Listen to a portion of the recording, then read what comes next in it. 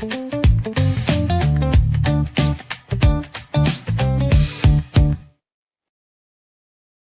right, the hour of power has arrived. It's usually 2 hours of power. We got a big, huge 3 hour extravaganza to do tomorrow as well. The Green and Gold Game Day. So this may be a abbreviated Mosley show, but that's okay. It'll still be packed with nuggets, gambling advice, life advice, therapy, all sorts of things that we'll be sharing with you. Scotty Swingler with me as always. And I understand Pete Souza, the Pete Souza Show, will be stopping by our broadcast area tomorrow. Scotty, you'll be happy with me since I have made contact with one of our guests for tomorrow, the great Big Cat, Robin Big Cat Jones, who was an incredible player at Baylor in the late 80s and early 90s, and a great friend of JJ Joe. We're going to have a beautiful story about JJ Joe on the pregame coverage tomorrow.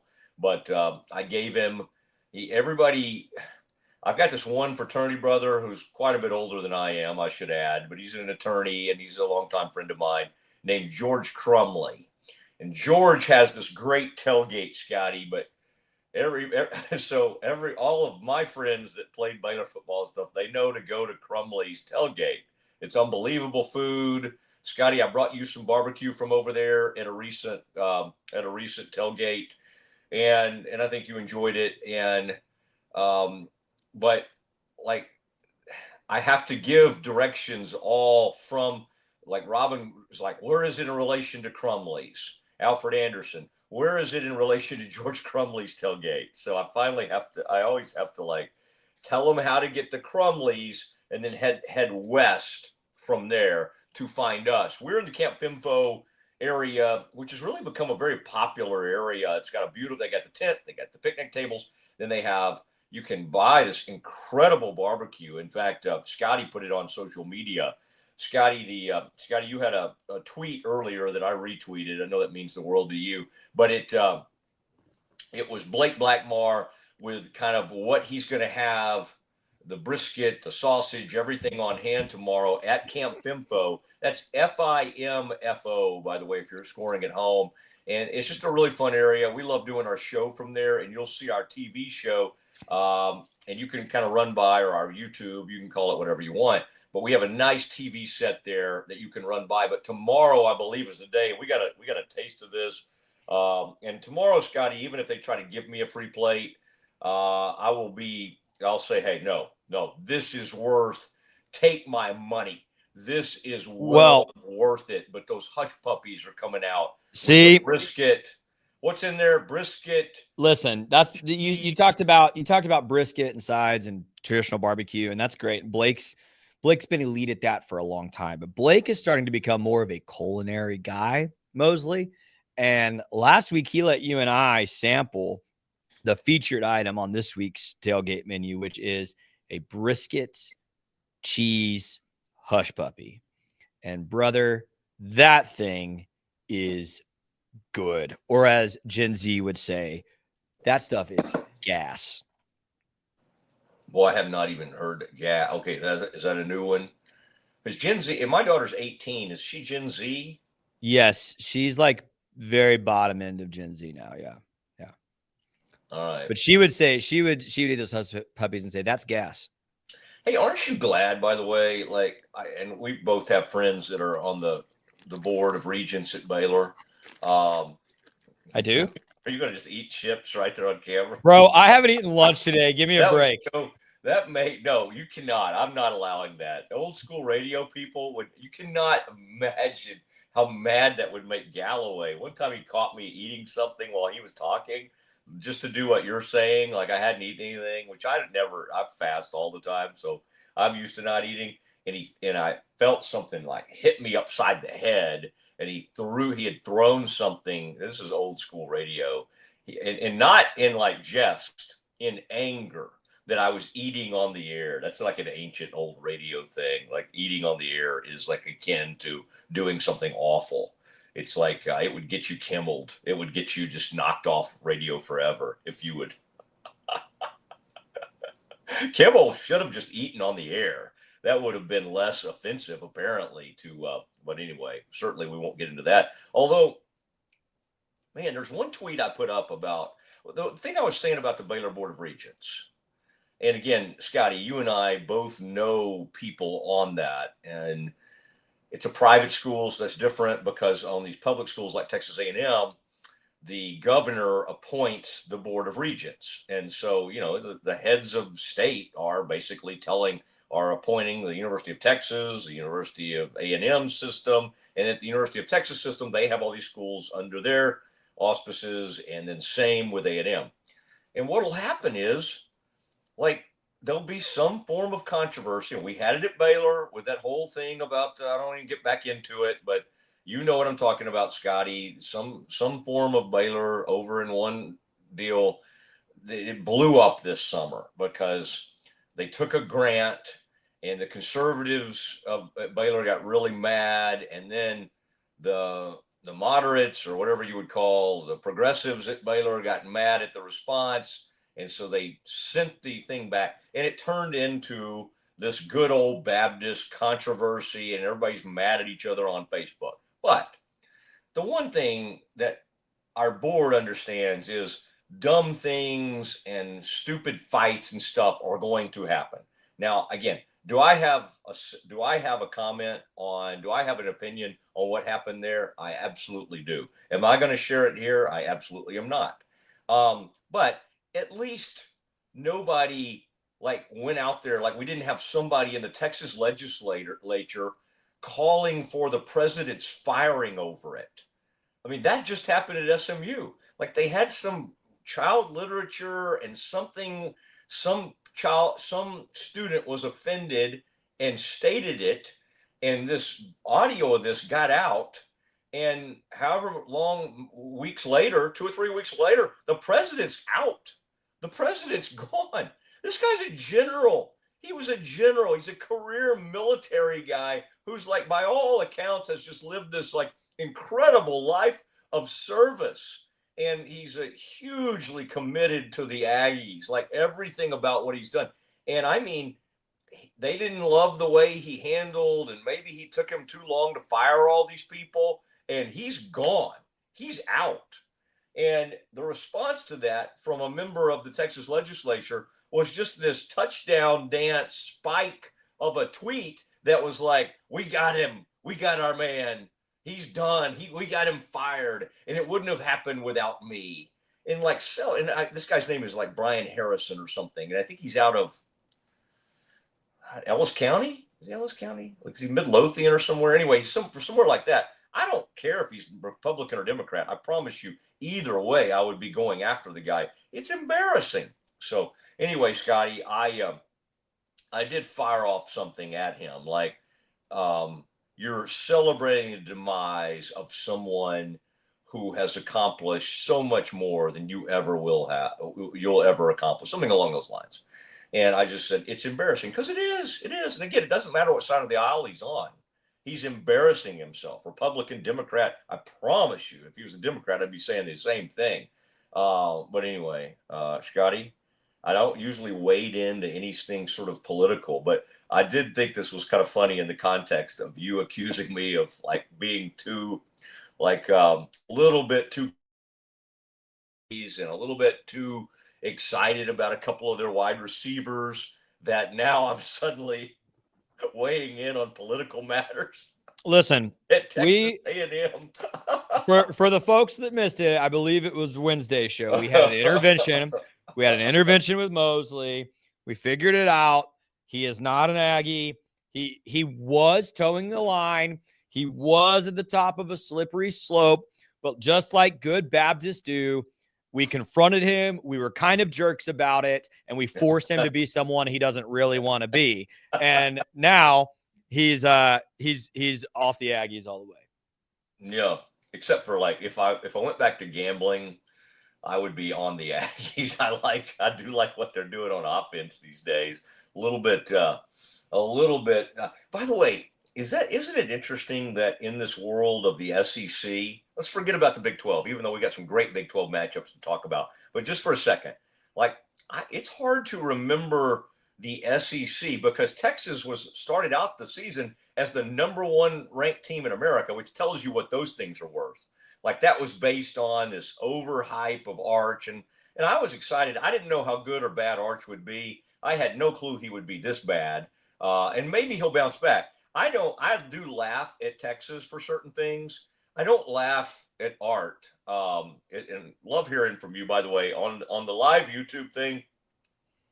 In the comments section, we see those, good or bad, and we see it all. And Scotty's awesome at like putting those up on the screen. So this is good for my soul because there are certain things I miss about radio, like taking an occasional call. Although for whatever reason, by the time I had ended up with Randy Galloway at on Galloway and Company, he had decided he didn't like calls anymore. He just liked the text toy, and he was just enamored with the looking at text messages coming in throughout the show. He was completely distracted by it. Half the time I was just having to talk, knowing he was not listening because he was watching all the text messages come in. You can basically do that on this show. And Sick'em Bears, nice things there. Looking good, y'all. I don't know about me today with this cap. I know Pete Souza's show is against the cap. When I go back to my HD Mosley Monday, I'm getting the laptop back and my 360 tracker and all. I'm going to get the hair nice. In fact, I'm on the verge of thinking about a haircut. All right, Scotty, I needed to share a story with you if you're done with your chips or popcorn or whatever. Are you there? Oh, there you are. Okay. You can't stop it. Stop it. That is my shtick, sir. This is how I live life. I know you kind of like it, but you are not allowed. You are not allowed to join me in this. Only people that were born to wear sunglasses. It's like too late. Here's what happened to me last night. I think this is very important to our audience that I share this.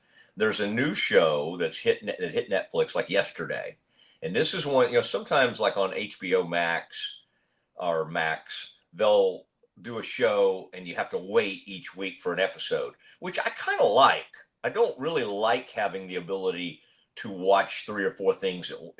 I like to experience things like the old days where we wait for the next Game of Thrones. Like, okay, here we go. Here's our next episode. But with the what's this thing called? The Black Rabbit. It's called Black Rabbit. It's the new show, Jude Law and Jason Bateman. And because I loved Arrested Development, and because I think Bateman's pretty much great in everything he does, I think he's very funny.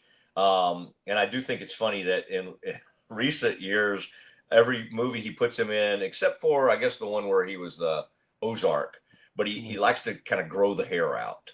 If you'll notice that older actors love to grow out their hair. They think it makes them look younger or something. Brad Pitt went through a phase where he loved to be in movies where he had to grow out his hair really long. And so Bateman's going through that right now. So as only Mosley can, Scotty, I settled in for my first episode of Black Rabbit last night. And Meredith was walking through, and I was like, and she doesn't like all the violence. And every time she walks through while I'm watching, that's the time you hear about 27 F-bombs. And like, what are you watching? So I said, Meredith, I'm going to let you go back to bed, and I'm going to kind of wait till so I paused it and did something else. So got her back to the back of the house, and I went back to watching my sort of R-rated Black Rabbit. So I'm watching, and very interesting, very high energy, lots going on. And something happens, and I don't want to spoil it for anybody, but something happens at the end of episode 1 that I'm like, whoa. Okay, whoa. Okay, like that's a lot to take in. Okay, but I'm in. I mean, this is interesting because I don't know where they're going to go with this. But I had this sneaking suspicion. I was like, that's weird. And then the way episode 1 ended with all this there was some feel-good moments that I thought seemed weird. And at the very ending, I thought there's a problem here.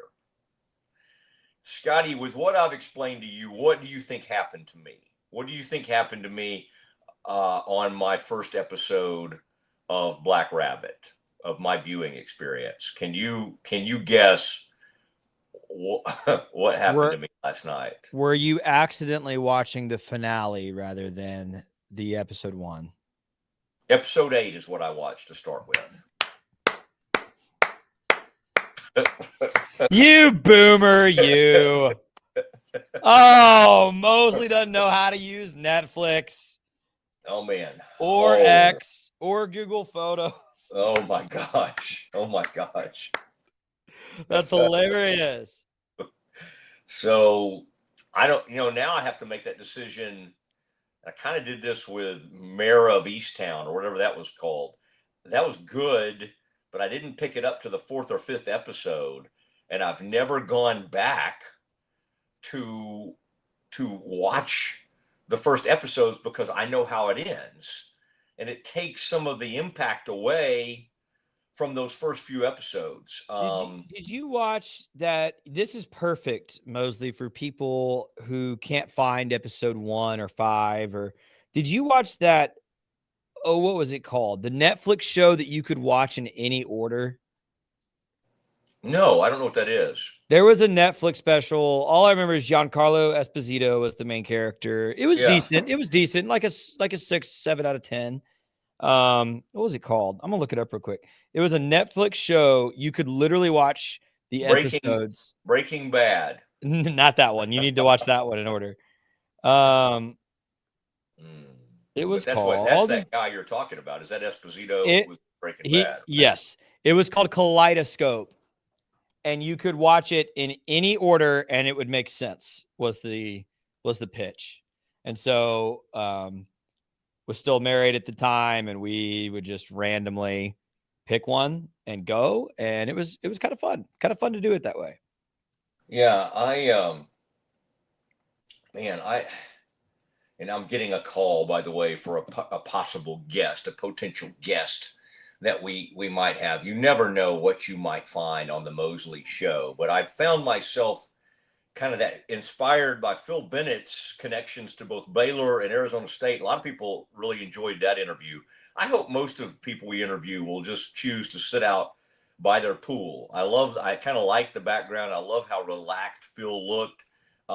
It hit me late last night, Scotty, that Bob Brunig, the famous Cowboys middle linebacker who still lives in Dallas, lives in my neighborhood, in fact, very successful businessman, I might add, in the Dallas area. And his son was a great player at Lake Highlands who played and became a star linebacker at Yale. People make fun of me how I say that. Yale, the Ivy League school. But they say, I think when I say it, it sounds more like Yell. But Yale. Is that better? It's not much better. But anyway, he was a star there. But I was going to get Brunig on. I was trying to get one of the great Sun Devils of all time, my good friend Darren Woodson, who had some sort of people in town on some visits, which to me was not quite a good enough explanation. But we will have him on soon because I've been extremely proactive and lobbied hard. I don't know if I could help in any way, but I've tried, at least publicly, because I believe he deserves to be in the Pro Football Hall of Fame. And I believe he was one of the great players. But of course, the triplets get so much attention from those 90s teams that other than Larry Allen, it's hard to get other players into the Hall of Fame from that era.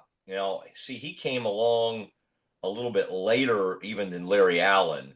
And so I think he showed up. Maybe he was a rookie on that first Super Bowl team, Darren Woodson, but he's a huge Arizona State guy.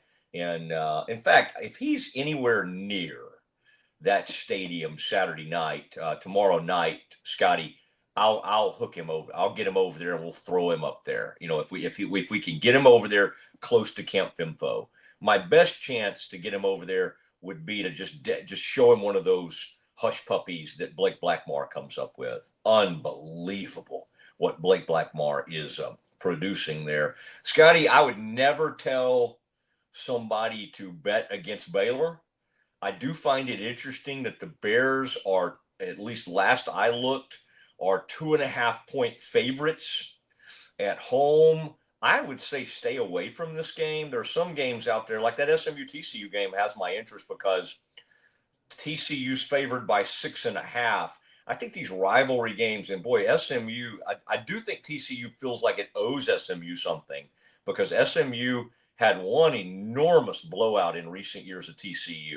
This is the final game of that like 100-year rivalry. So I really think, this is going to be some major intensity, a very fun non-conference game. But I would be, um, I would be tempted to pick SMU to cover the 6.5. TCU right now favored by 6.5. If you could tease that up to 7 or 7.5, I would do it. On the Baylor Arizona State thing, and we'll talk about this as we get into Campus Confidential. I know, Scotty, you'll have some things you want to bounce against me. I think Arizona State's trying the rope-a-dope thing, and I pray. I think Dave Aranda is a good coach for this because I do think he ignores the media. I don't know if his players do.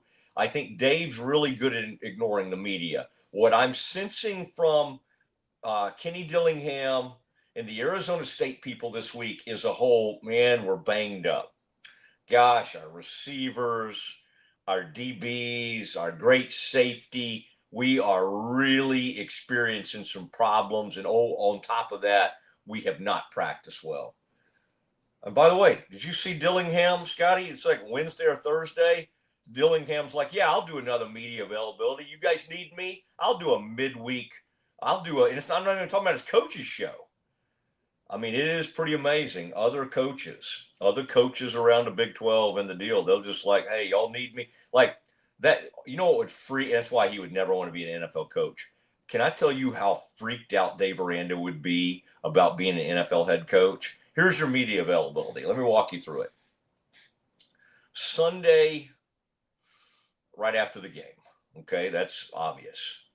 Watch the film and then do a long media thing on Monday.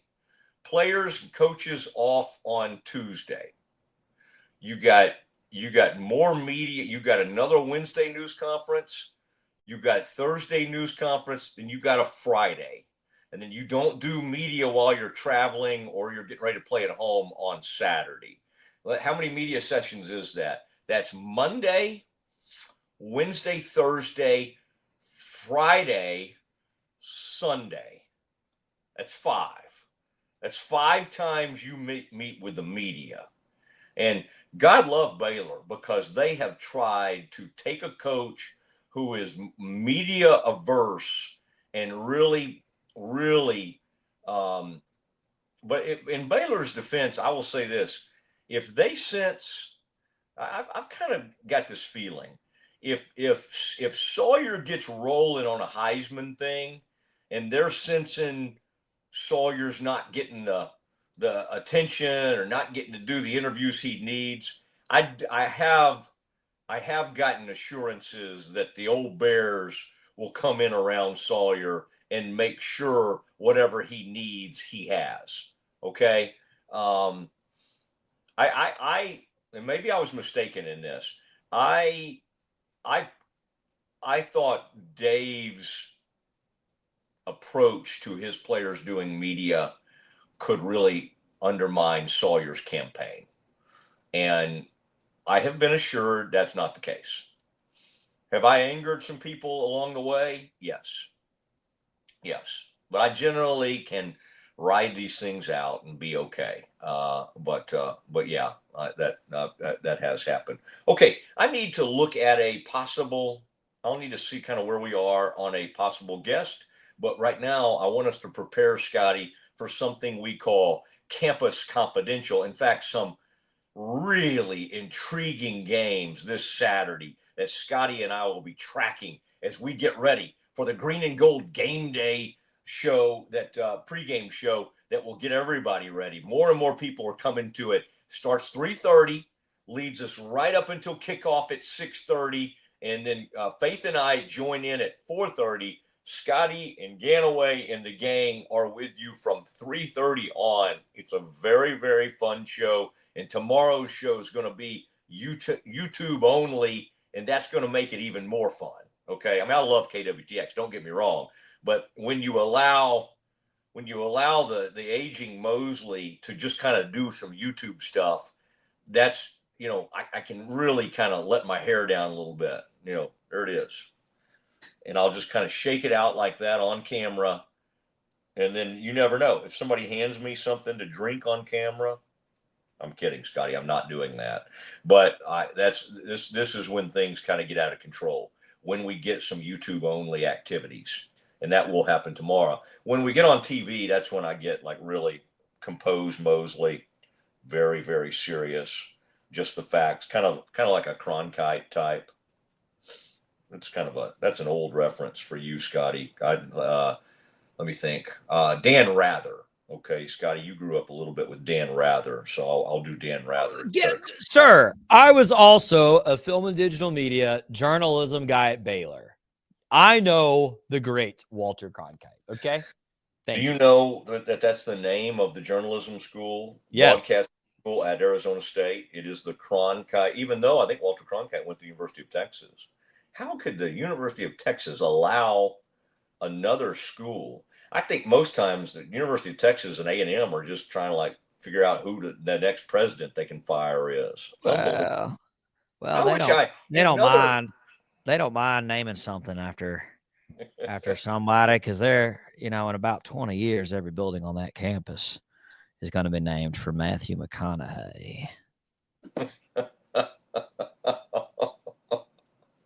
I would like one day just to have a set of bongos and relive and get you some bongos or something to play on, because we could do that in studio. It's a beautiful studio we have there at Rogue, and get you kind of in a McConaughey bongo mode. But I'm trying to think when he got caught doing the bongos. Probably late 20s.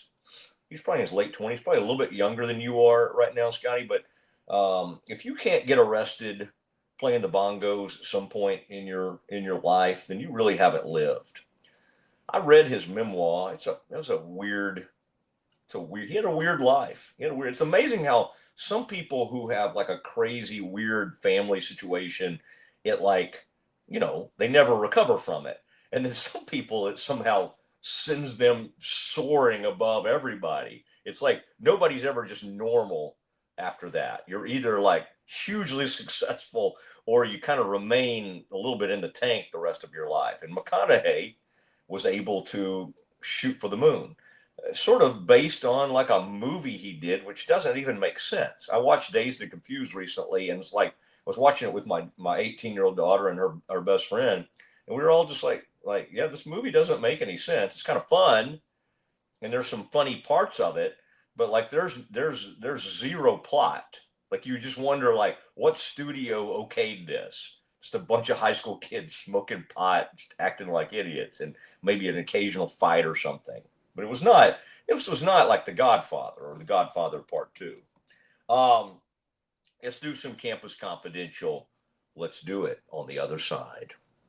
When Central National Bank decided to partner with Baylor women's basketball, we didn't know exactly what that partnership would look like. What brings you into the bank today?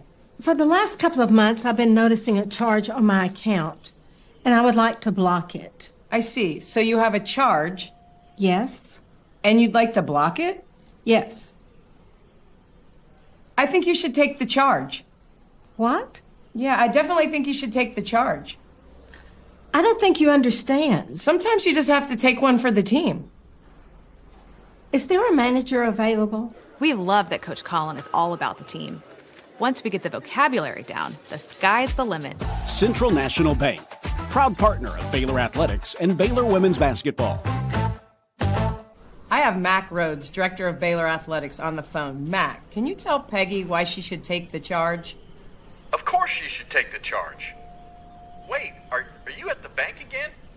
And who is Peggy?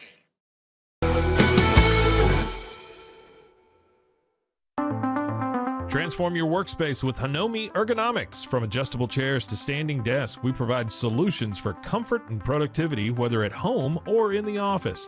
Improve your posture, reduce strain, and work smarter. Visit us at hanomi.co today. That's HINOMI.co today.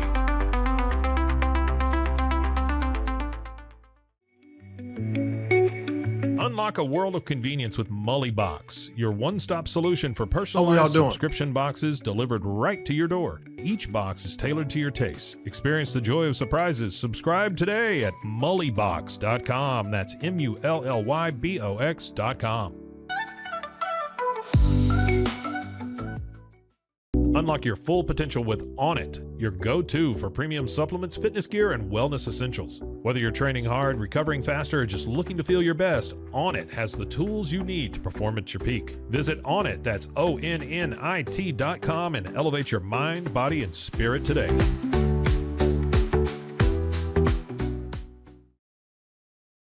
At Rolls Rolla, we don't just sell wallpaper, we create cohesive, cozy spaces. Our deep understanding of design means every pattern, color, and texture is carefully chosen to complement your home. Plus, we use advanced technology and water-based inks for vibrant, eco-friendly prints, ensuring a healthier environment. Visit rollsrolla.com to transform your space today. That's ROLLSROLLA.com today.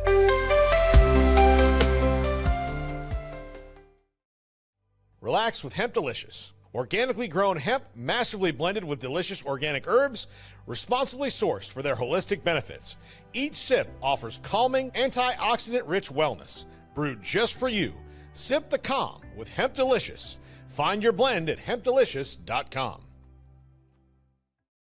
At Tusain's, we understand that maintaining a healthy lifestyle can be challenging, especially in today's fast-paced world. That's why our mission is to make fitness accessible to everyone, anywhere. Committed to excellence, we adopt a user-centric approach guided by ergonomics and medical science. With a team of seasoned professionals in R&D, design, and manufacturing, we prioritize quality across our entire product line. Visit Tusains.com today and start your journey to better health. That's TOUSAINS.com.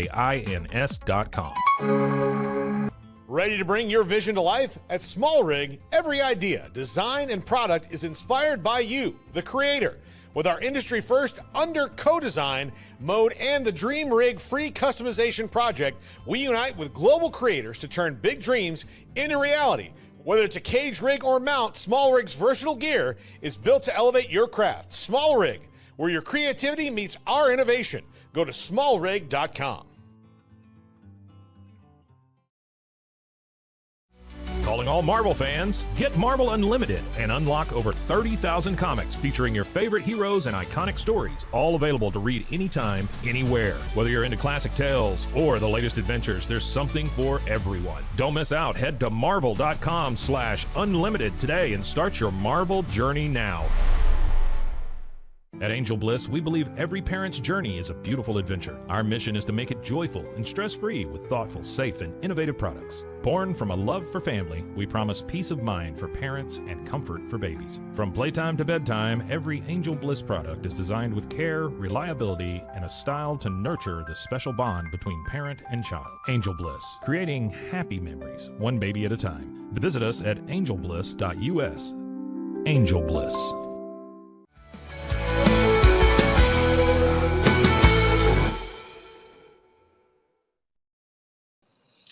Mosley Show, Rogue Media Network, and we got Green and Gold Game Day live coming up tomorrow, and Scotty Swingler directing, starring, producing.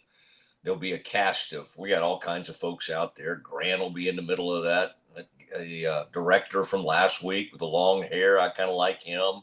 He was doing a nice job. It's a good group. And we'll be on hand. Come see us at Camp Fimfo. Camp Fimfo has a really nice big area, and then we're over there, our TV set kind of closer to MLK in the Camp Fimfo area. I've got some, so come hang, and it's a place you can grab a drink, grab some barbecue. Blake Blackmar, great friend of ours, great friend of the show, and he'll have all kinds of things over there to share. This is the time of the day. But by the way, Scotty, what we were talking about earlier in my comments about the cancellation of the firing of the Texas A&M president, General Welsh, I believe is his name. Thing's up to about 45,000 views. And now the people that are with that legislator who's on a witch hunt and trying to fire everybody and wants everybody fired. And of course, if you have a different thought than one group, you should be fired. His group is coming after me, and it's hurting my feelings. They're really, and honestly, the more you say about me and call me names, the more I want to come over to your side. I think this will help. I think if you'll just keep really, and one of them started the thing by calling me, they said, Sports Bro wants to comment on politics. Not really. I really don't. But hey, I've been called a lot worse than Sports Bro. Listen, the highest paid man, I believe, in our space right now, and I could be wrong, but he's definitely one of the highest, is Stephen A. Smith. And I don't know if anybody's noticed, but that man is making a lot of his money talking about politics. So get over it, Twitter bro. And he's been even talked about as a possible You know, that is, Gosh. it is amazing how, like, imagine, like, how, he's got a great agent, because and I'm not saying he's not talented, but to carve out a deal where you're making millions upon millions of ESPN, but they carved out a deal in his contract where he can do tons of other stuff. So now he's got a Mad Dog show on Mad Dog Sirius XM, and he's like got a political show. I mean, it's unbelievable. Yeah, he's on First Take, and then he does his sports show with Mad Dog, and then he does his Sirius XM politics show in the evenings. That's his new thing. Pretty crazy. By the way, here's why his agent is brilliant, is because like 4, 5, 6 months ago, there was all that buzz about, oh, Stephen A. is talking about politics. Could he run for president? Could he be the liberal version of Trump because he's a loud celebrity? And where his agent got in his ear is the first time I heard Stephen A. respond to that, he said those comments were ridiculous and that he wasn't qualified, which, by the way, is probably true. But the next week he came back and said, let me tell you something. I'm not going to rule it out. If the people want me to run, I'd be honored. I won't rule it out. We'll have to see. I'm like, yeah, that was your agent saying this is an opportunity. And the money. He's also smart enough to he you know, it's like some of these candidates on the Democratic side can't get far enough left. You know, they're all trying to, like, hey, I'm the most liberal, and he inherently understands that he's one of the he can play both sides, and he can even garner some. He doesn't come out and blast Trump, quite honestly. I'm not saying he agrees with everything Trump says, but like if there is such a thing as like a moderate Democrat anymore, like that's what he would be. Yeah. And I don't think that person can get elected or in the Democratic Party because they need their candidates to be further left of that. Yeah, but nobody. That's the space he's trying to carve out. I vividly remember, and I don't know how we got here, but in 2015, I went to a speech because I thought the candidate was a joke, and I thought it would be entertaining to go and just see the spectacle. And I went to one of Donald Trump's talks in Fort Worth in 2015. And then I saw how many people were there and how they were reacting. And I was like, oh, okay, this person isn't a joke candidate. So you never know, Mosley. I mean, I think Stephen A. would be. No, but that's what got. I think Stephen A. would be a bizarre. Huge. Yeah. Yeah, I think he would be a bizarre choice, but like I thought Donald Trump would be a bizarre choice, and he's now a two-term president. But the Democrats thought what you thought. They did not. Yes, correct. The first time, correct. A huge problem. And correct. To this day, they don't. I mean, it's like it's a weird thing. Okay, let's do some Campus Confidential, where we talk about some of the biggest stories heading into the weekend of college football and college athletics in general. It's a safe space to discuss anthracite uniforms, live mascots. Why can't we have the bear back on the field? The pony up. Did you hear? Phil Bennett was just laughing, wasn't he? Yeah, that was funny. SMU thing. Yeah. I mean, that really is embarrassing that you can make so much money, even like that David Miller, and he's the Board of Regents, that you are so far removed from your common fan that think how dumb you have. I mean, like, he's not dumb. He's a brilliant guy in a lot of ways, but think how tone deaf you have to be to think you can wipe out Pony Up and just be done with it. And that nobody's going to respond to that. Listen, I bet they have more Pony Up signs at the game tomorrow against TCU than they've ever had. Yeah. Depending on how many Mustangs make it over there. Right. Yeah. But you would assume there's a good group. I think so. I think some of the Mustangs will make it. I don't. The well-heeled, SMU alum that likes to put the sweater and kind of tie it around their shoulders kind of thing does not like hanging out in Fort Worth. Let me tell you that. Well, the me Highland neither. Park, yeah. But that's because I'm a Baylor Bear. I love Fort Worth, I gotta say. Yeah. Well, I don't love TCU, but I do love the town. They hate Dallas. Oh my gosh, they're obsessed with hating Dallas. So funny, that little rivalry there. I just don't even. Nah. What do you have for us today, sir? Well, you were talking earlier that Baylor might be willing to back Sawyer Robertson pretty soon here if he continues being a trendy name in the Heisman conversation. Nike didn't wait on Baylor's endorsement. Nike making Sawyer Robertson the most recently signed college athlete born to hunt. Look at that Nike promo with Baylor quarterback Sawyer Robertson. This is really good, Mosley. I don't know how much you would sign with Nike for as a Big 12 quarterback. But to me, it doesn't even have to be very much. The fact that you are a Nike athlete. I mean, if you talk about companies you want to have an endorsement deal with, this is really, really nice for Sawyer Robertson. I like it. I like what it represents. I like that they thought of him for this. And you're right, just being part of that brand. And I don't know what the deal's worth. This thing, though, because of Nike's endless amount of money, they did not have a hard time getting this through a clearinghouse, that whatever that weird commission is that approves everything. And now let me ask you this, though. Does this saying have something to do with like the Bears, or does this is Sawyer, is this a fishing and hunting tie-in to Sawyer? I think it's clever for a few reasons. I don't know why the Nike marketing team picked that slogan, but it's clever for a few reasons. Sawyer is from West Texas, right? A lot of deer hunting, a lot of that culture in West Texas. Certainly, I imagine he's part of it. I am guessing, but I think it's an educated guess.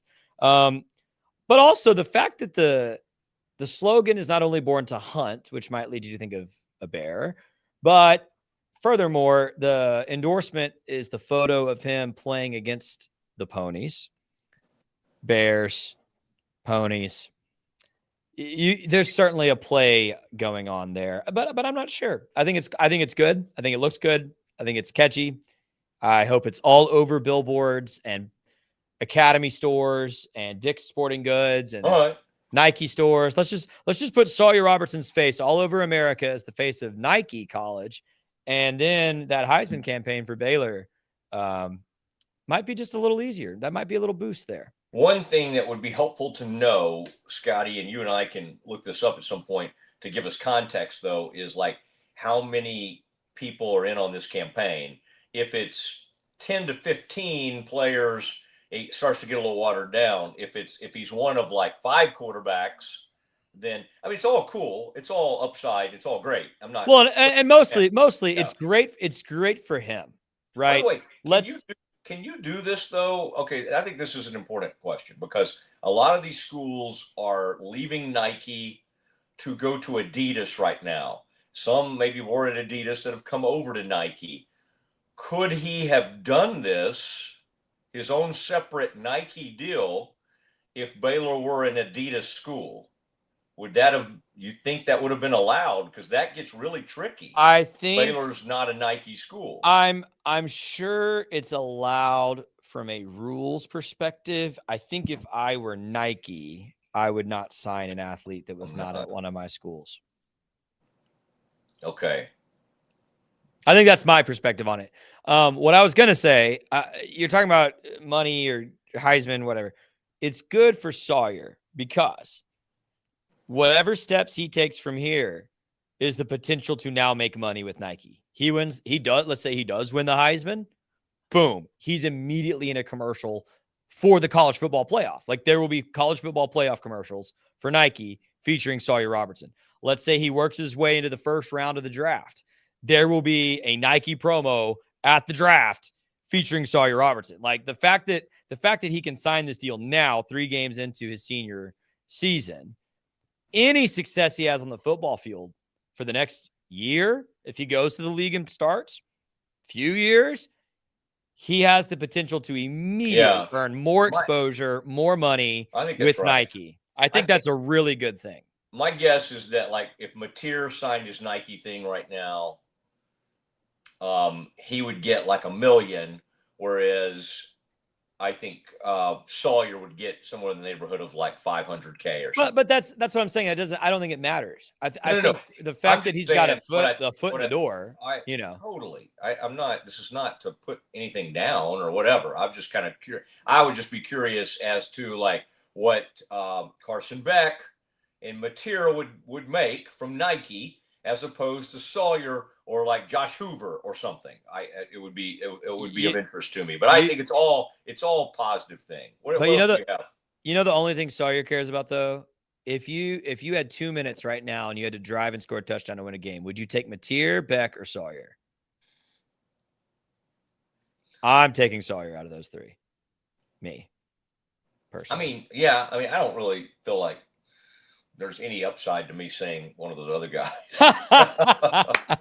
Intellectual honesty. I wanted to know. I was curious. I know, but I don't feel great enough about either one of those guys to make some kind of huge argument on their behalf. We don't know enough about Mateer and Beck. I'll be interested to see if Florida can go in there and get after Beck a little bit at Miami, because Miami's favored by probably like 10 points or something. I sold all my Carson Beck stock last year. I'm out on that dude almost as much as I'm out on Caleb Williams. He's surrounded by not that he didn't have talent around him at Georgia, but whatever they're doing with him right now at Miami, it looks different and he looks good, and he's going to be in the middle of this Heisman race. All right, sir, what else do we have? Oh man. Which one should we do next? Oh, here, I'll tell you this one. Now, I don't know how to say this school, Matt. Division III school. I'm going to guess how you say this is Lycoming, Lycoming. Did you see this story? Lycoming College, Division III, has signed a player who is a 58-year-old freshman defensive lineman. The tweet from Front Office Sports got some pushback today because of how they worded this, but it says, in the 1980s, Tom Sillo quit high school football to do drugs, then worked for a city streets and park department for 33 years. Now he's fulfilling his dream of being a college football player. Thomas Sillo, listed at 6 foot 227 from Williamsport, PA, is a 58-year-old Division III football player. Yeah, if I were the school, the embarrassment of that would outweigh whatever marketing help it brings in. The fact that Division III? Yeah, the fact that might sell tickets at a Division III. No, but what I love is like Mary Hardin-Baylor, like a legit national championship winning program, would never be a part of something like this. True. Like Pete Fredenberg and the guy who succeeded him, they would just be like, no, we're serious football people. And first of all, how bad does it make your program look if he's a plug and play guy? If a 58-year-old guy, you can just put him in and he's like really good or something. I mean, on one hand, and 6 years younger than that. I would say, or 7 years younger. That gives me, it's kind of fun to see somebody older than you, but that's not enough. And to me, this is a guy taking advantage too of this movie that's about to come out, because we got like Yes. a Disney type Yes. film Crossed my coming mind. out about the 55, however old that guy was. And it's just, there are sports where they're set up for someone of that age to still have a shot at doing something amazing. Okay, there are a couple of sports. One is car racing. One is golf. There is a chance that like a 57 or 58-year-old Phil Mickelson, it's already happened, the Shark, Greg Norman, and then when he was about 58, Tom Watson almost won a major. We've had a major championship won by 51-year-old Phil Mickelson, the PGA Championship a few years ago. So there are sports that it can happen in. Football should not be one of them. Okay, you should not be able to be out there on the field. So I find it humorous, but I would not if I were a program at that level, I would not allow for something like this to happen. That's fair. That's fair. I think most Division III programs are not Mary Hardin Baylor. They're not winning national championships, and probably sell some tickets, man. I mean, if I lived nearby and I heard there was a 58-year-old that might get on the field, I might buy a ticket. That might persuade me to buy a ticket. That's a very funny way, though, to phrase that. That I dropped out of high school to do drugs. Well, that's what I was saying. That tweet. It's a really thought out decision. You know what? I'm a pretty good high school football player, but I think I'm going to drop out to just do more drugs, I think is the way I'm going to go. Seems like it's a very strange phrase. Yeah. So I would like to hear an interview. In fact, I think occasionally, I don't want to do this all the time, but I would have no problem, Scotty, since you're someone who more than most people I've worked with in my time, does not mind like trying to go get a guest or book a guest or something like that. Like I would be very open to you saying, Matt, I'm going to try to get this Division III 58-year-old. Oh, I'm in. I'm so in. We're doing it. We're doing it. We're getting him on the show. I'd be fine with that. And I would mainly just talk about his decision, like to do drugs. Like, well, you got to be kind, Matt. You got to be kind. Does he regret that? Was that a good decision? Was it kind of fun? Did he have some fun years with it? Anyway, no, we do not joke about addiction. All right. Scotty, what else do you have for us, sir? Well, as you said earlier, let's talk about some of the matchups this weekend. Huge college football weekend. I mean, this is one of those weekends where, if you're bored, you're not paying attention. Like this is a weekend for real football fans. You've already mentioned Florida at Miami. I think Florida's going to lose that game pretty handily, but you never know. Good rivalry game there. Of course, you've got Utah and Texas Tech really playing for not the official title of top dog in the Big 12, but probably pretty close to it. Like the winner of that game is going to be a favorite the rest of the way to win the Big 12. You've got Illinois at Indiana is a game I'm going to keep my eye on. Indiana became my favorite football team to root for other than the Bears last year because they went from being literally the worst program in America to a playoff team. I love Coach Sig. A couple other games of note that are kind of flying under the radar. Of course, Baylor and Arizona State, familiar to everyone around here, but that's a big one. Syracuse at Clemson. Fran Brown's team going in to take on the Tigers, who, of course, we talked about Dabo's rant. It is entirely possible that Syracuse wins that one and Clemson's 1-3, and I think that could be curious. Auburn going to Oklahoma. For all this talk about John Mateer, Matt, I think they're going to lose. I think Auburn, after what I saw against Baylor and Waco and how Hugh Freeze is using Jackson Arnold, what a story would it be if Jackson Arnold walks back into Norman and knocks off the team that ran him out of town? That's an exciting game. Tulane is on my upset watch. If you'll give me one moment, I didn't know you were going to go over all 125 games this week before. We'll chime in here. We'll chime in here, Matt. Please. I've got two more. I've got two more, but you can chime in if you'd like.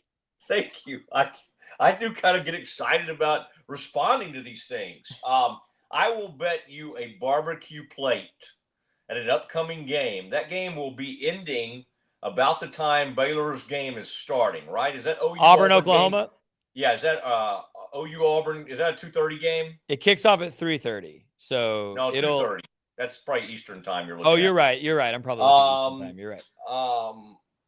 Okay. I will bet you a barbecue plate. Now, what are you saying? You're saying Auburn. You're taking Auburn to win that thing outright. Yeah. I love this bet. If you're willing to back that up, I will bet you a Blackmar plate full of hush puppies and whatever else that I'm going to take. Give me OU. You take Auburn. Then if that game comes to a conclusion while we're still in the air, we'll just have that plate of barbecue right up in front of us, and we'll pay off on the bet. Although I won some bet against Pete, and he has not been in any kind of mood he has not been ready to pay off on that bet. I can't even remember. What was that bet? Something about he has to co-host your show with you for a day. I think he has to host his show and my show. Oh, and host your show. Okay. What is the upside to me making a bet where I still have to work? Like it should be the other guy. I'm happy to take his show over if I'd have lost the bet. Well, okay. He's mentioned it to me, so he's waiting on I think you to just set the date, and I think he's good for it. But I'm good for the. What's that thing he says to you that you like so much? You're the man. You're my guy. You're my guy. I'm going to practice that. I'm going to have some new little things that I say to people. You're my guy. I'm going to be. Well, I'm already Pete's guy, so you got to come up with something different to say to me. God, can you imagine? Just one thing on this Tech Utah game. Okay, I know there was like 14 games you mentioned that I need to react. It's a great weekend. I know. But can I just real quick say this? I think that you talk about a fan base that is ready to go either way. Like if Tech goes to Utah and takes care of the Utes of America. Wait, by the way, is Tech favored by like 2.5 in that game? I don't have it in front of me. I think, or the Utes. Utah is favored by 3.5. Okay. The Utes are favored by 3.5. If Tech can go out there and take care of business, but let me just tell you that like Joey's, like the whole program is going to go crazy because that will be a moment that kind of starts to buffer and excite the fan base that all this money has meant something, because that would be a signature road win for Joey. If that Utah bunch runs Tech out of that stadium, that Tech fandom will turn on Joey in a heartbeat. He knows it. Don't you think he doesn't know that all this money and the facilities and everything about Tech, I mean, this is like a early season watershed moment for the Texas Tech Red Raiders in their fandom, because the days of being satisfied with 7-8 wins, whatever you were talking about with Cliff and Patrick Mahomes when he was there, those days are over. Those days have left us. And Tech really needs to go out there and win this game. And you've got a veteran quarterback against a guy we still are learning about in this Devin Dampier. This is strength on strength. This is big time offense versus big time Utah defense. And I would, people like Mosley's talking about the Tech defense. Dare I say, Scotty Swingler, these Tech defensive tackles rival even the tackles that are lining up for Texas A&M and some of these other SEC. Your beloved Aggies? Texas A&M has some monster, and I'm talking about Cassius Howe and others. Now, they did give up 40 points to Notre Dame. I'll give you that. But I'm telling you, the tech dudes are lining up some monsters at defensive tackle, and that hasn't happened in the past. It makes me mad. As a Baylor fan, I'm like, why don't we have some of those dudes? I mean, the Bears do. I don't like doing we, but I'll. Jackie Marshall is a dude. We just haven't gotten to see him for an extended amount of time. That's a dude. Now these other guys, who are my hyphenated people? You know, there's the guy from Tulane that I kind of like. Did Fobbs White come from Tulane or somewhere else? Fobbs White, the linebacker that kind of does some pass rushing. He's the edge from. I meant to say this to you, Scotty. That Phoenix Jackson, who I kind of like, he was another guy who came to us. Big loss. They've lost him, and whatever he tweeted out made it look like an extended absence for him. He's out. I noticed our friend Grayson Grunhafer immediately said, "Yeah, he's out for the season." So that's a tough one. God, I found something I was going to share with you. Did you have one more you wanted to share as we do an extended Campus Confidential, or are you good? I did want to tell you, Michael Eisner has now weighed in on this Jimmy Kimmel thing. So we'll leave that. Oh, I had this. This is interesting. Some facts to dispel the narrative that UCLA has no money and is not committed to football.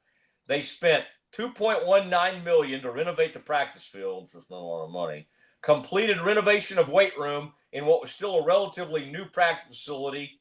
Paid to hold training camp in Costa Mesa. Oh my gosh, they bust the kids to Costa Mesa. These people are also expanded recruiting, scouting, and analyst staffs. And to which, by the way, I like this response from Stewie Mandel of The Athletic. He said, as Mike Loxley said a couple of years ago, after Maryland opened a swanky new facility post-NIL, these guys would get dressed in a trash can for $50,000. That's a good line. And it's so true. And I hate, because that Fudge Operations Center, that development center, that's a beautiful space. And I do think the players care about that and love it. But what are they saying when they come to campus? Show me the cash. Show me the money. As a great man, I saw a little bit of Jerry Maguire the other night. Good film, is aged gracefully. And that right there was Tom Cruise at the peak of his powers. It's like of course, he kept it for about a 30-year period. He's still there. But right there, Jerry Maguire, if you're like, what was peak Tom Cruise? Some people would say, some people would say Top Gun. I would say Jerry Maguire. That was peak Tom Cruise. Top Gun fan here.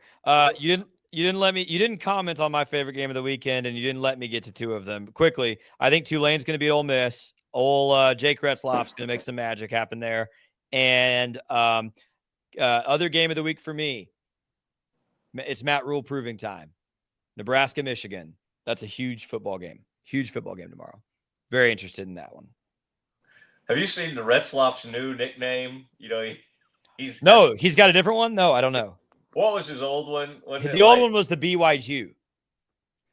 Yeah, and to me, I never know. Like, I don't want any of those.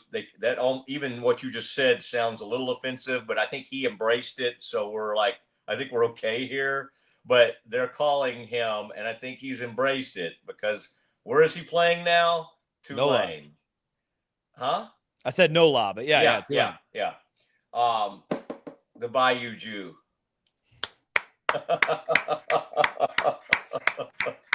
I approve. Not a Mosley. No, Mosley's saying weird stuff. This is a Matt Mosley creation.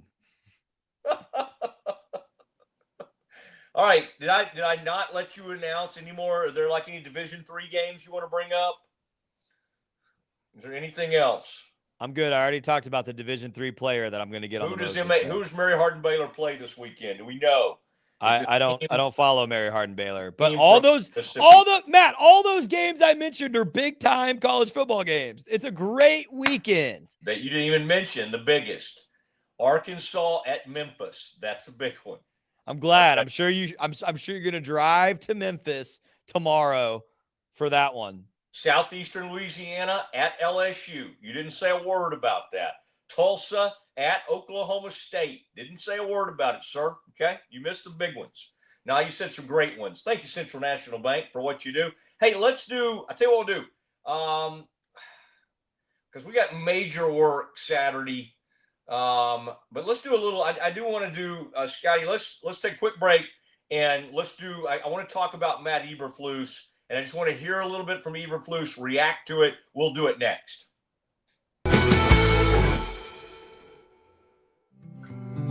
Are you ready to take control of your health? At 4U Health, we believe wellness and lab testing should be accessible, inclusive, and yes, fun. With our tech-powered at-home lab test, you save time and money while feeling your best. Say goodbye to long waits and office visits. Check your health on your own terms with 4U Health. Visit 4uhealth.com today and free yourself from traditional medicine. That's the number 4uhealth.com.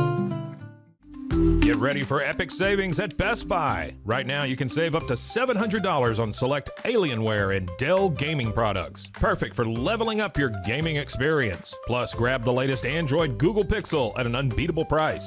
Don't miss these incredible deals. Shop now at bestbuy.com and upgrade your tech today. At Fullwell, we bring together the expertise of registered dietitians, MDs, and OBGYNs to give you the best fertility support. Our research-backed bioavailable formulas are crafted with your health in mind, ensuring the highest quality and safety. From preconception to pregnancy and beyond, we exceed industry standards with independent testing for harmful contaminants. With our comprehensive practitioner directory, personalized care is always within reach. Fullwell, your trusted partner on your fertility journey. Visit us at fullwellfertility.com. Experience the perfect blend of exquisite craftsmanship and life-changing technology with Gevi. Every product is built with precision, featuring specialized parts that ensure durability, efficiency, and safety. We put every machine through 6,000 rigorous tests to guarantee long-lasting performance. With cutting-edge technology and a commitment to energy efficiency, Gevi makes your life easier, greener, and more convenient. Upgrade your everyday with Gevi. Visit us at gevi.com to discover more. That's gevi.com. Have you ever watched true crime television and wondered, how did they get that story? I can show you. I was a producer for 48 Hours on CBS News. In my exclusive tell-all book, I'll take you where no audience has ever gone before. Don't miss out. Secure your copy of Killer Story: The Truth Behind True Crime Television today. Available everywhere books are sold. With San, owning iconic furniture no longer requires paying a premium. We use the finest materials like Italian top-grain leather, known for its durability and luxurious feel, and apply meticulous attention to detail in every piece we create. Our replicas are crafted with the same care and precision as the originals, but at a price that makes them accessible. With over 15,000 satisfied customers worldwide, we've proven that high-quality furniture doesn't have to come with a high price tag. Explore our collection today at san.com. At Covers & All, we've revolutionized protective solutions with cutting-edge, customizable covers, tarps, and curtains. Using advanced tech fabrics that are 100% waterproof, UV tear, and abrasion-resistant, we ensure lasting durability with hand-sewn double-stitch seams. Our commitment to quality, precision engineering, and customizable options is unmatched. With vertically integrated operations and express shipping, we deliver premier protection at affordable prices. Visit coversandall.com today for the perfect fit, guaranteed to last. We haven't been looking for you. Wake up. Hellhound Country, available anywhere you get your podcasts. Protect your online privacy with NordVPN.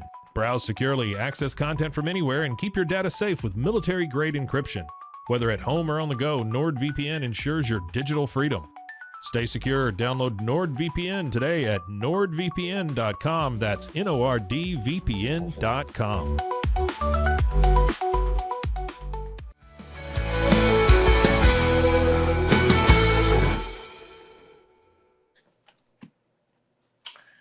It is Matt Mosley, Rogue Media Network. Good to be with you today. Scotty and I soon will start preparing. Thanks to Central National Bank, Ascension Providence, Cherry, Sigmund, Johnson, James. I just kind of mix those up. It's Cherry, Johnson, Sigmund, James, and what an incredible group. Scott James, I've known forever. Same with Craig Cherry. Went to law school together back in the day, and incredible law firm. And the Johnson, the man with the last name Johnson of that law firm, just won some huge award for plaintiffs' attorneys. It's as good as it gets. So we'll be giving you more information on that. And then, of course, the Brazos Landing, our favorites. We got a big show over there. And then Schmaltz is coming over to us, the greatest sandwich shop around. We'll start doing our weekly trivia contest with Schmaltz's. And if I could remember the last time Baylor played Arizona State, I would right now give you a good Schmaltz trivia question right off the top of my head, but nothing comes to mind. I do remember, Scotty, when they played Tulane, because they got beat one time 30-15 at the Superdome. And that was extremely unfortunate. Matt, next year they came back and won. Yep. I believe and I did not look this up. I think I remember it from earlier this week. I think the last time Baylor played Arizona State was in 1990. Brad Gable. I think that was the last time Baylor played Arizona State. You say 1990? That is what I said. That is my guess. Because that year, a redshirt freshman named J.J. Joe took over as the starter. And it could have been because of a Gable injury, or Gable could have been the quarterback. 89s when they beat one of those years. Was that 89? I think they went into Austin, finally ended that horrible drought with a 50-7 win. But that same year, boy, they had some really bad losses. In fact, 91, they go to the Astrodome and beat David Klingler and Houston. But I think it was 89 in the Astrodome. Houston beat the Bears 66-10. So, whoa, that right there was rough. Okay, real quick though, I want to, Scotty, let's listen in. This was something I've been promising you this week, and he didn't want to talk much about it. Let's listen in to what Matt Eberflus says about going back to Chicago, and I'm going to read between the lines of what I think he's saying here, because I've asked him these same questions. But this is big to him. This means a lot. He was embarrassed by the way the thing ended. He did not get it turned around, and this might be his first and last chance to be a head coach in Chicago. He takes the Dallas Cowboys, or his defense at least. Of course, this is Shoddy's team now, but he takes them back to Chicago. This game means everything to him, no matter what he says. Let's take a peek at what Matt Eberflus told reporters yesterday about his first trip back to Chicago since getting rudely fired. How we all doing? Good. Good to see everybody. Good. So, in terms of, going back to Chicago and playing with our fellas there and all the guys, we're keeping the process in our preparation the same as we always do. And, I'm always grateful, and have much gratitude for my whole coaching career, so I always look back at everything, how you can learn, how you can grow. And get better and improve. And that's the biggest part of experience. And that's what we're doing there. And then in terms of last week, we got to play better team defense. We all got to be on the same page. We got to do a good job of alignment, assignment, key technique, and playing clean football. There was some definite spots in there in terms of how we executed last week where we did some really good things. In the run game, obviously the big interception at the end, making some adjustments. And really proud of the guys of how they gritted it out and hung together in there, in some spots that was, kind of a, back and forth day, So I know exciting win for the Cowboys, and excited that we, pulled it out at the end. Donald had that wonderful interception, and we made some nice stops there in overtime. So with that, I'll open up to questions. Calvin Watkins, Dallas Morning News. What did you learn from your time in Chicago? Yeah, when you become a head coach, it's a different job, right? So you learn a lot of things. So a lot of things that you didn't do as an assistant, as a coordinator. But again, I'll just say that the experiences there is certainly, I cherish all those. It's like there was always something going on up there, whether it's people questioning game management, assistant coaches leaving. There's always something going on. How did you kind of manage those things? Yeah, again, that's part of being a head coach. That's what it is. You're always going to get questioned on certain decisions, and you got to put your best foot forward there. Matt Todd Archer with ESPN. As you look back, do you dread this week because you know this is coming with all these questions and stuff? No. I look at it as one opportunity for us to be able to go out there and really execute. And it's game 3, and it's important that we need to improve. And everybody needs to improve. Throughout the league, everybody has an issue here and there early in the season that they got to improve on, and that's what we're looking to do. And then, from the time off, what did you do? Did you get away from football? Did you go somewhere? How did you clean your mind? In the time off, obviously, with my girls being home there, I told the ladies it's the first time your dad had December off in 34 years of coaching. I said, so 2 things are going to happen. I said, we're going to get closer together and we're going to get closer to the Lord. And to me, we accomplished those two things, and it was a good time with the family. So, was there a time where you just wanted to not get back into it right away? Like Dan Quinn and McCarthy both talked about taking that year off really kind of benefited them. Did you ever I think you reflect and see what you want to do, and it didn't take long for me to figure out I want to get back in, and that's an important thing. And I love coaching the players. I love working with the players, and that's something that I've always loved to do, and I wanted to get back in. John Machado with The Athletic. What did you think of your time with Caleb Williams, and then what have you seen from him on the 2 games this year? Yeah, like I said, I really cherish the whole time that I was there and my whole coaching experience. And then, for Caleb, really it's just working through the process of his second year. Working through the timing and the rhythm of that offense, and you can see that going forward, game 1, game 2, game 3, and that's where it is.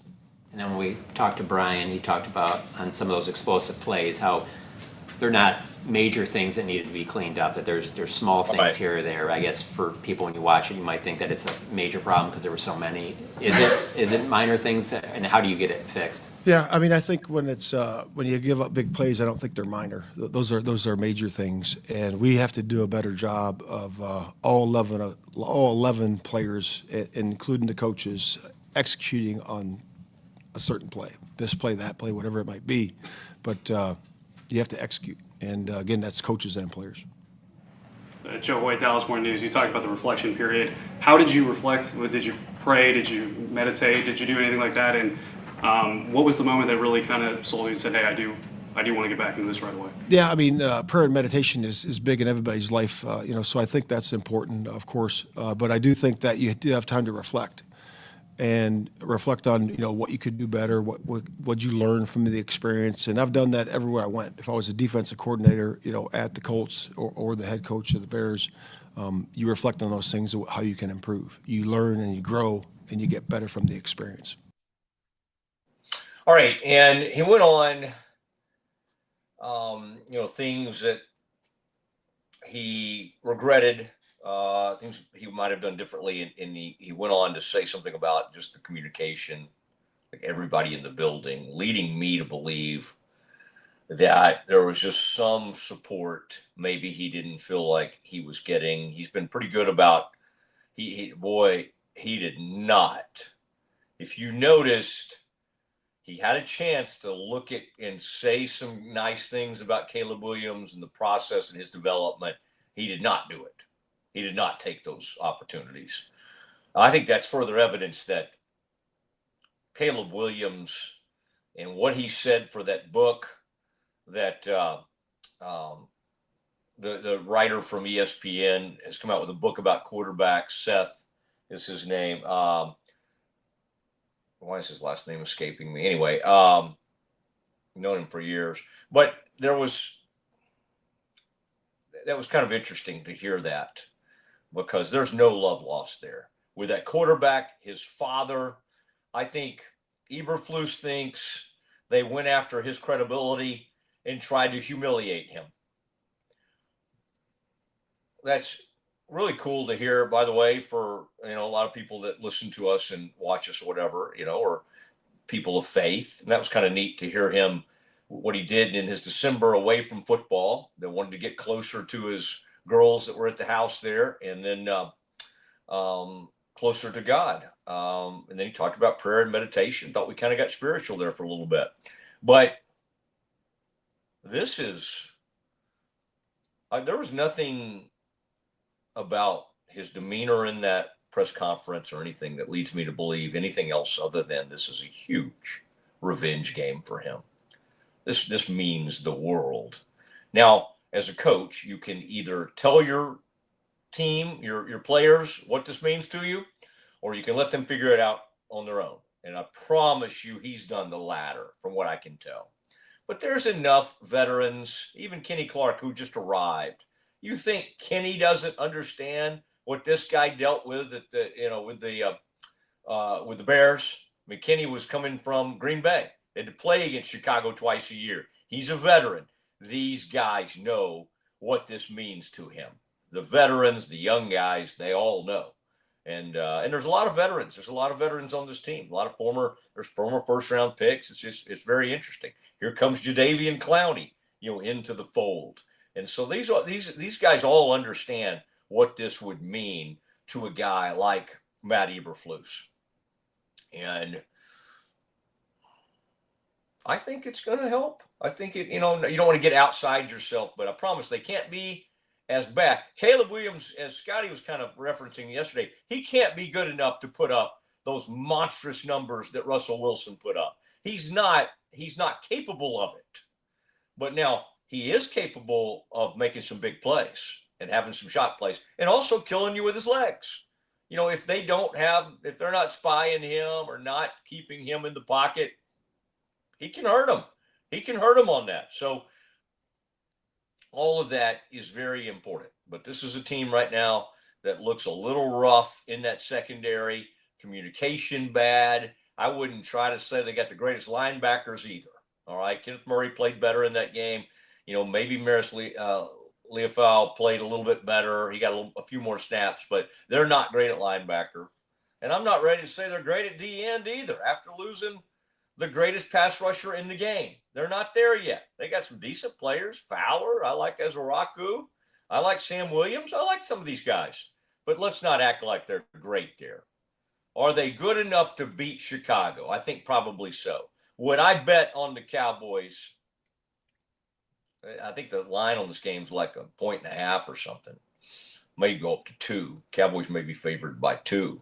No, not on your life. I'd stay away from this game from a betting standpoint with everything you have. All right, man, been a fun week.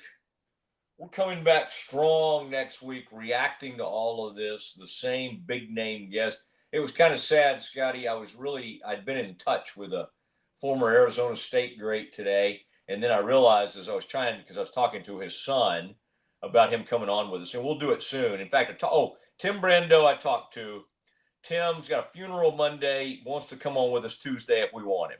So we'll keep that in mind for next week.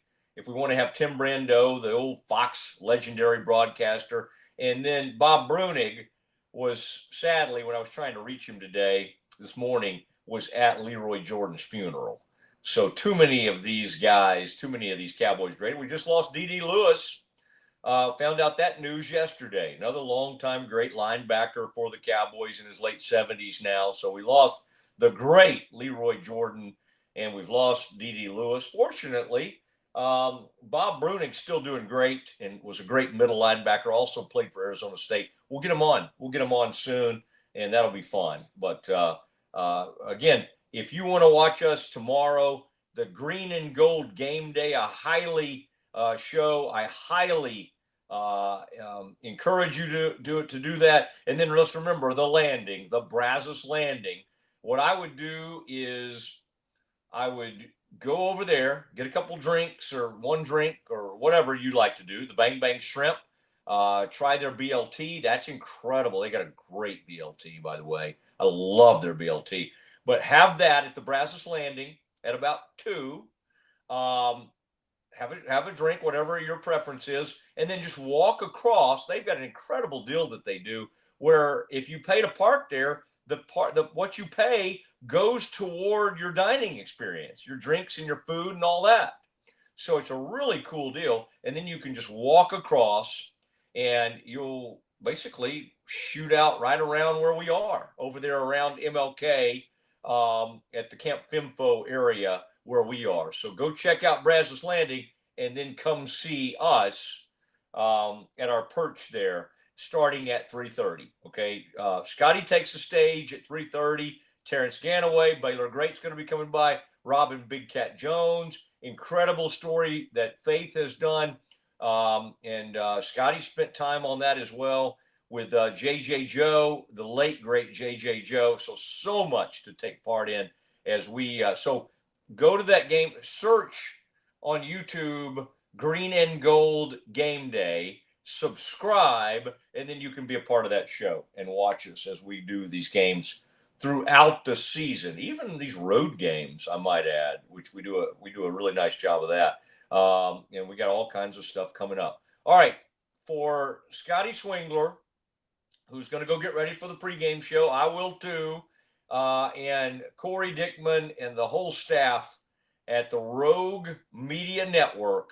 I am Matt Mosley. We'll see you live from McLean Stadium tomorrow afternoon at 3:30.